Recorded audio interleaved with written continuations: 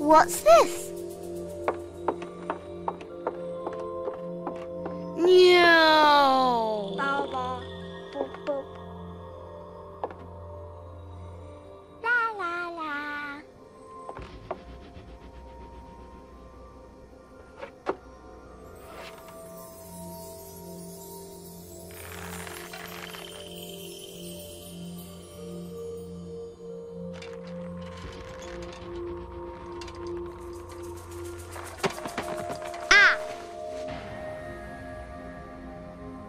Ooh.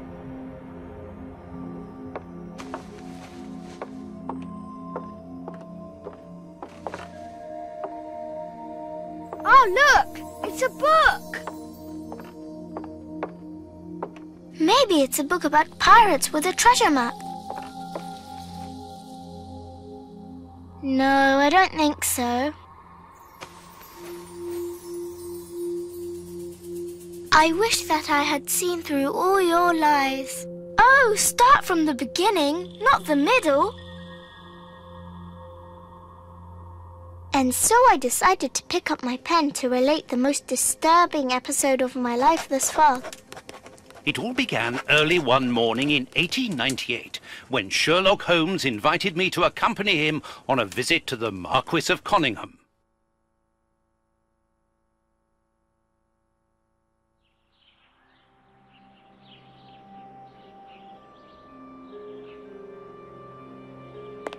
Watson, my dear fellow, we can now go and inform the Marquis that we have found the Samoan necklace, and very much faster than Inspector Baines, too, which pleases me. Have you really solved the theft, Holmes? And so quickly? I have indeed, Watson. And believe me, it was completely unnecessary to spread out all over London, as our friend Baines thought was best. He likes to boast that his methods are equal to mine, but once again the outcome has contradicted him. After all these years of accompanying you upon your investigations, I thought that by now I should be reasonably capable of following your train of thought. But in this particular case, I must admit that I don't understand anything at all. Ah, you see, but you do not observe, Watson. There lies the difference. It is a matter of course. A matter of course? In the middle of the night, when everyone is fast asleep, the service bell within that room rings out and alerts the servants. They dress quickly and come running, but the door is locked and there is a strong smell of burning from within. A few seconds later, the master of the house himself, The robbed Marchioness's husband, the Marquis of Conyngham, arrives and unlocks the door using the sole key.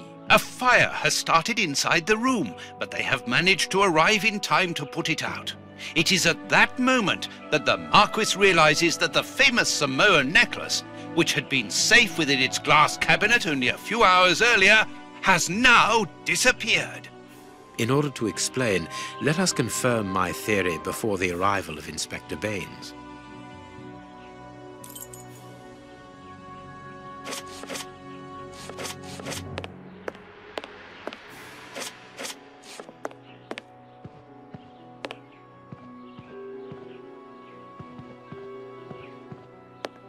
This window was cut with a diamond, a clean, discreet piece of work. This is where the necklace was. See how tiny the hole is, and not one fingerprint upon the window.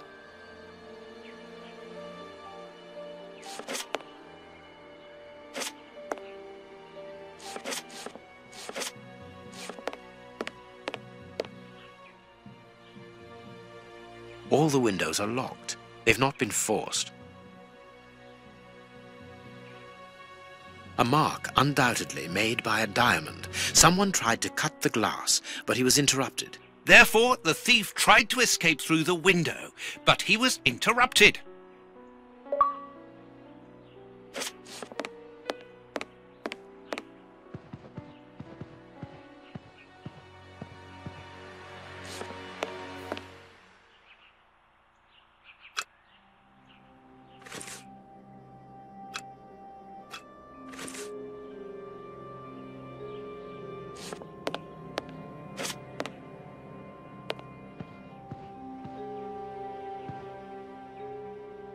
Let us examine the crumpled scores that have fallen off the piano. These sooty prints were left by a tiny hand. I don't understand why these music scores are covered with soot.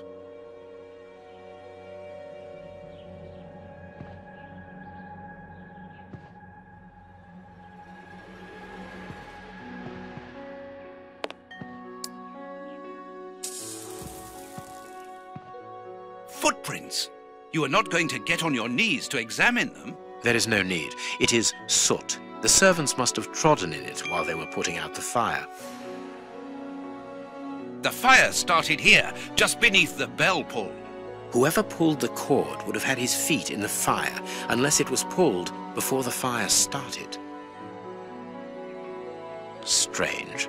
There are some objects here that have been knocked over.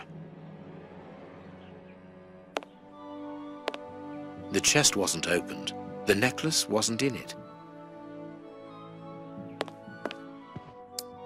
A candle. It must have fallen from the chandelier.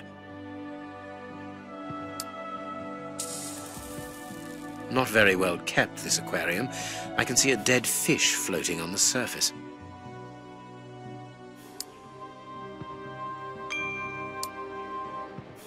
These documents are not very interesting, even though they're addressed to the Minister of Maritime Affairs. The Marquis himself.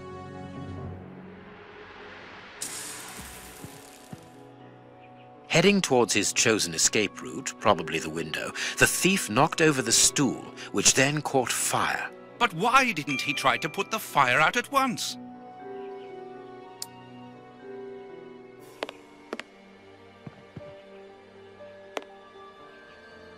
All the windows are locked. They've not been forced.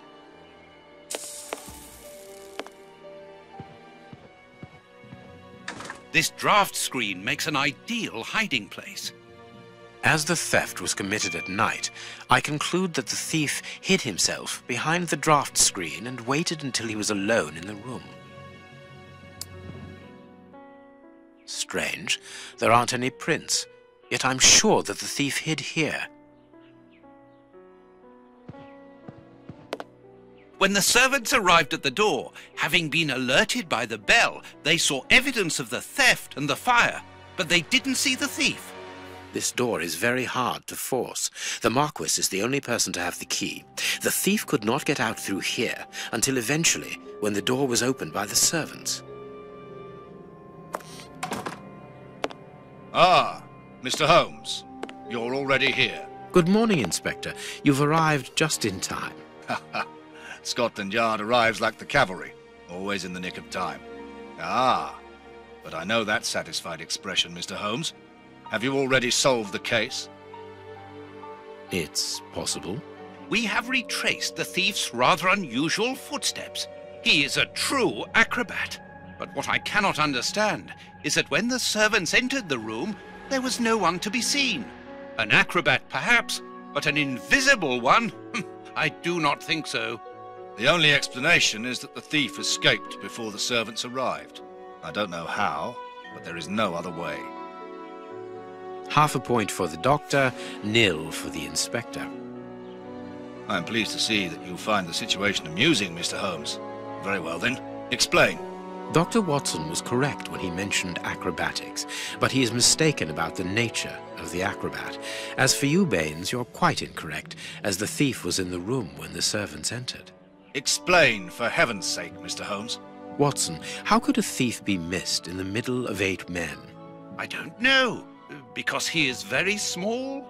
Stop teasing us, Holmes. Exactly, because he is small and remarkably agile. You're thinking of a monkey? And a trained monkey at that, without a doubt, a Leontopithecus rosalia from Central America.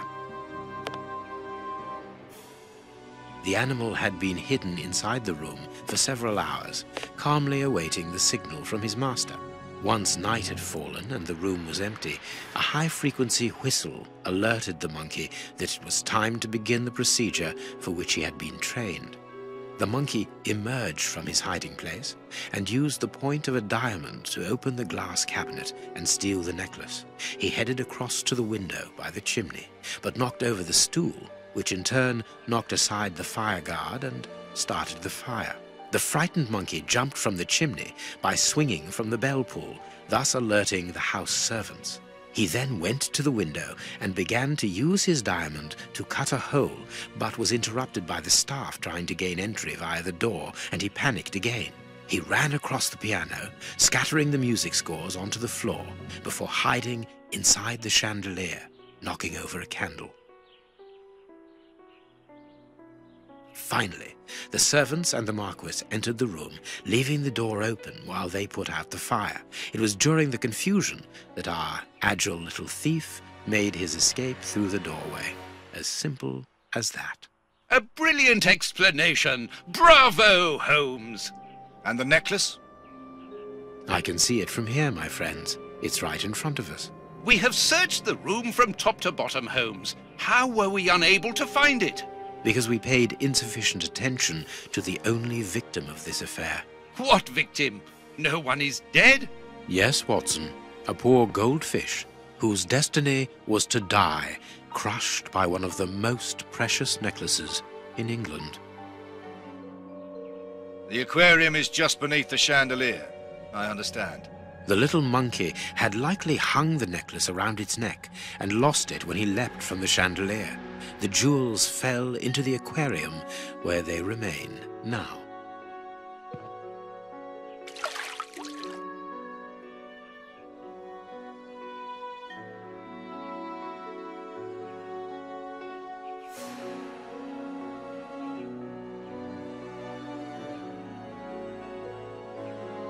Marquis, here is your necklace, intact, just a little wet. Mr. Holmes, this brilliant demonstration does credit to your reputation. Thank you so much, Marquis. Do you wish to verify the authenticity of your jewel? No, I recognize it. I have spent many hours admiring it, you know. Good. I will return it to its box and... Inspector, a bank has just been held up. You must follow me at once. Orders of Scotland Yard. What times? Sirs, duty calls. My regards, Marquis. And well done again, Mr. Holmes. There, the necklace is in its box. We've lost enough time here. Let's go home, Watson. Ah, very well, as you wish. A good day to you, Marquis. With pleasure, gentlemen. And once again, thank you.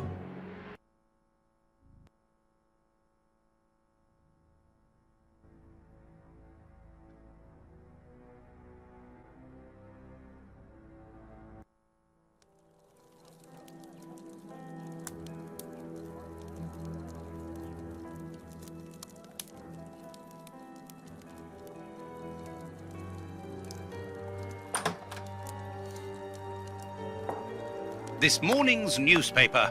Holmes, have you read this article about you? No, Watson, not yet, and I won't have time to. Read it before you leave. It's outrageous. If you insist.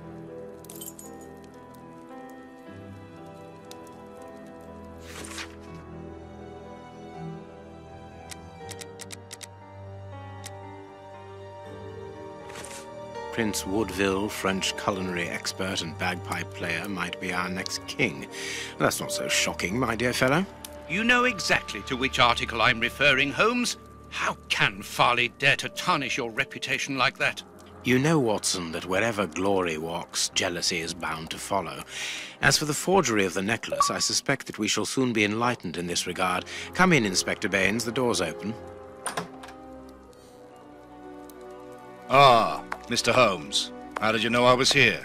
You are one of our rare visitors who avoids the second-to-last step of the stairs, which creaks dreadfully. And if I add the clinking of the handcuffs at your belt, to what do we owe the pleasure of your visit, Inspector? Have you read that rag? Inspector, can you explain this slander? Has the necklace of the Samoas really been replaced by a fake? I don't know how the reporter got hold of the information, but it's true. About the necklace, of course. I wouldn't permit myself to question the integrity and honesty of Mr. Holmes. The necklace is a forgery? Impossible! I saw the Marquis authenticated before my very eyes, before Holmes returned it to its place. Mr. Holmes, the Marquis believes Osmond Farley's theory. I shouldn't be surprised if the reporter isn't behind all this slander about you. He's a freelancer, well known for his explosive and subjective articles. In any case, the Marquis assures us that you were the last person to have the necklace in your hands. Let's return to the Marquis's house, Holmes. I'm sure that we'll have no trouble in taking apart this theory. It is unnecessary. Such allegations collapse on their own, like one of Mrs. Hudson's soufflés. Let us leave the police to solve this problem and turn our attention to the matters in hand. Perhaps you are right, Holmes. Inspector, I assume that you have the fake necklace with you. It's why you're here. Your superiors would like me to examine it. Indeed. They would like you to confirm or deny putting this fake in the box. Can't that wait? I must go to the house of Lord Peregrine Maitland, the Bishop of Knightsbridge. And the Marchioness? She is beside herself. Without the necklace, her marriage is compromised. It is the principal item of the young woman's dowry.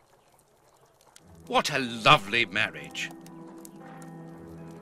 Holmes, forgive me for insisting, but don't you want to examine the fake jewelry? Watson, I have an appointment, and it's out of the question that I arrive late. It will only take you a couple of minutes. You really must quell the suspicions put forward in this appalling article. If you will allow me, Inspector? Be my guest. Very well.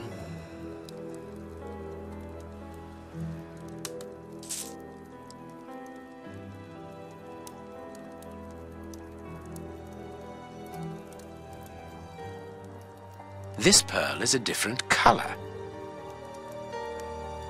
These 3 pearls are of poor quality. This pearl is too small. It is not in its place here. Too many defects. This necklace is a fake.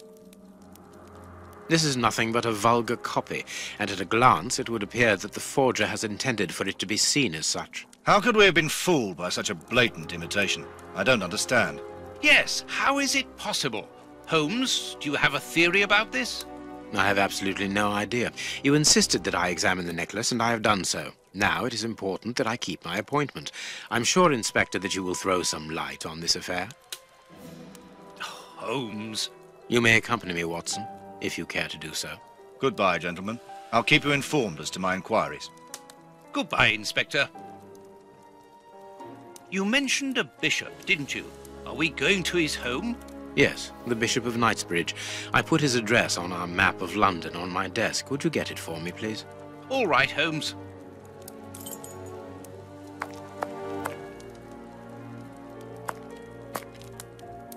The work table, where Holmes analyzes things.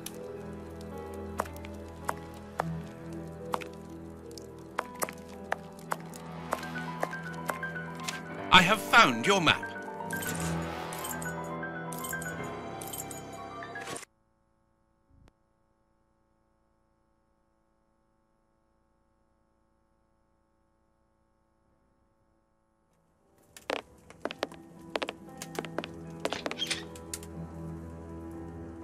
The police? Already? How did you know? May we see the Bishop of Knightsbridge? Yes. Yes, of course. But come in.